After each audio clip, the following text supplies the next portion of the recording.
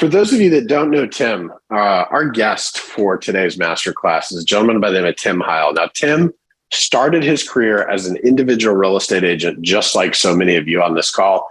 He quickly became one of the top 5 real estate producers in the world, right, Tim, for Keller Williams Realty International? Yeah. Yeah, no small feat there. He went on from there to found the Heil Group, over 3 consecutive years, they were in the Inc. 5000 fastest growing private businesses and in the Wall Street Journal's top 100 fastest growing businesses. After their national expansion in 2016, Tim's journey actually led him to become the founder and CEO of a company called Homeward. And we're going to talk a little bit about Homeward today. Tim also holds the title of Entrepreneur of the Year for 2022 for the Central South region. So we are extremely blessed to have Tim on our masterclass this month. I'm so excited to share your knowledge with our team. Welcome, Tim. Thank you. You found a lot of fun stuff about me online. That's great. I love it. Thanks for having me. I'm happy to be here. That's awesome. Wow. Hey, like I said, we're super grateful.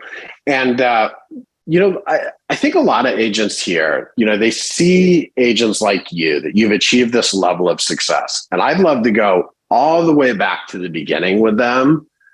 And how'd you start in real estate?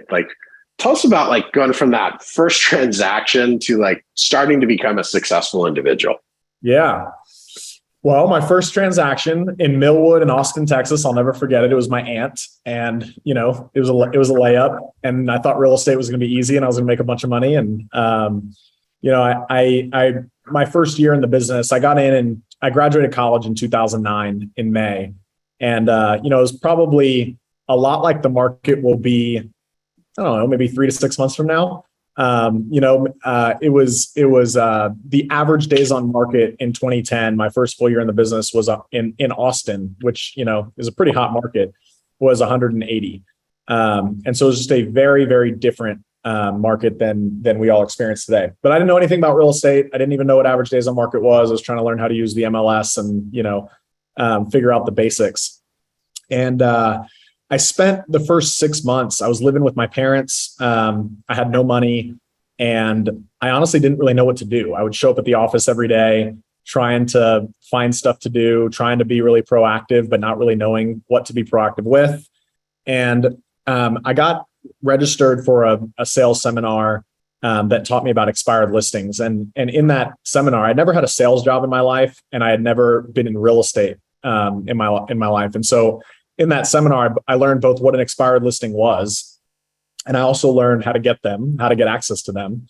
And I also learned that, probably the biggest takeaway in that seminar is that sales is just like a basic math equation. And if you figure out what the variables are and how they correlate to each other, you can sort of predict the success. You can kind of set a goal, work your way backwards. Everybody on this call is probably very familiar with that at this point, but when it clicked for me that, if I wanted to make $100,000, that I needed to sell, I think it was 15 houses. And so that, if it was a house a month or a little over a house a month, how many appointments would I need to get? How many leads would I need to have to get an appointment? How many people would I have to talk to create that many amount of leads? How many phone calls did I have to make to talk to that many people? And I worked my way backwards. I created a basic formula. And I told myself, as long as I talk to this amount of people per day, I'll make $100,000.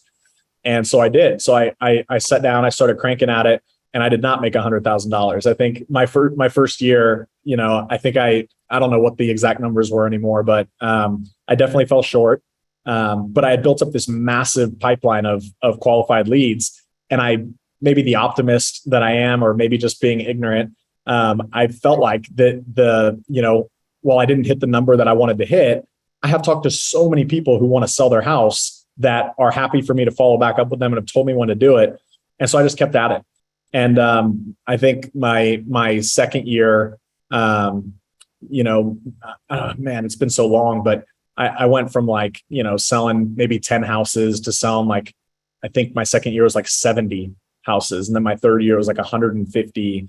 And then after that, it was 400. And I started putting my team together. It just started taking off. And what's funny is I didn't really ever do anything different. It's just that it all compounded. I still made my my, same amount of conversations every day, got my same amount of leads every day. And over the course of multiple years, it started stacking up on top of each other and just got to this point where it became explosive.